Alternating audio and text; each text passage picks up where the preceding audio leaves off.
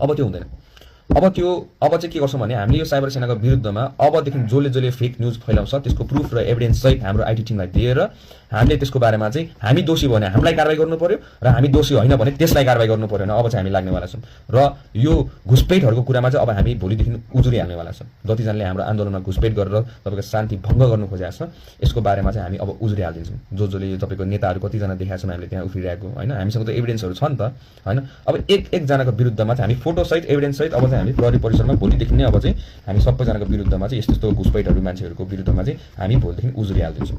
र यो साइबर सेना जसले फेक न्युज फैलाउँछ नि यिनीहरूको विरुद्धमा उजुरिहाल्नु धेरैजना पर्छन् अब चाहिँ होइन। अब चाहिँ हरेकजनासँग लड्ने क्या यस्तो मान्छेहरूसँग चाहिँ अब है।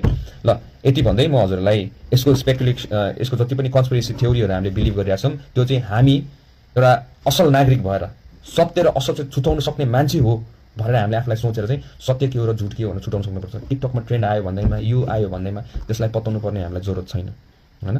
तपाईँको पहिला त खै त मलाई त इन्डियन भनिरहेको थियो त्यसो भए त खै नागरिक देखाइदिएँ त मैले त भारतीय भनेर मलाई भनिरहेको थियो त्यसो भए त होइन। म त देखाइदिएँ त तपाईँको त्यो कुराहरू त। त्यही भएर विदाउट प्रुफ र एभिडेन्स नबोलिदिनु होला।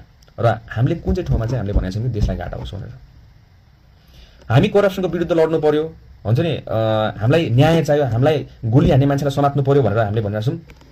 यतापट्टि मान्छेले भन्छ दलाल भनेर भन्छ। भनेपछि हतियारलाई कारबाही गर्नु परेन? भनेपछि करप्सन हुनुपर्ने हो? भनेपछि देश बर्बाद हुनुपर्ने हो?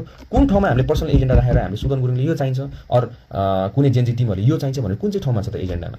कुन चाहिँ माग चाहिँ छ र हाम्रो त्यसमा चाहिँ? सबैजना देशमा यो हुनु पर्यो, सुशासन हुनु पर्यो, करप्सन गरेको हाम्रो करप्टेड मान्छेलाई समात्नु पर्यो भनेर हामी त्यसो भए चाहिँ नसमात्नु पर्ने हामी चाहिँ विदेशी त्यसो भए देखाउनु पर्यो क्या हामीलाई। कुन चाहिँ आइएनजीबाट $1 लिएको छ? हामीले $1 मात्र लिएको छ क्या। कुन चाहिँ आइएनजिओ युएसएआइडी खै केहरू छ नि यिनीहरू कुन चाहिँ डलर एजेन्सीबाट ₹1 लिएछ देखाउनु पर्यो हामीलाई, अनि मात्र बोल्नु पर्यो।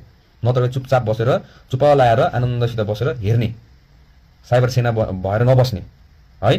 किन देश तपाईँको पनि हो, देश डुब्यो भने तपाईँ पनि डुब्नेवाला छ। अब चाहिँ यो अन्तिम लडाइँ हो र यो लडाइँमा हजुर सबैजना साथ दिनु जरुरत छ।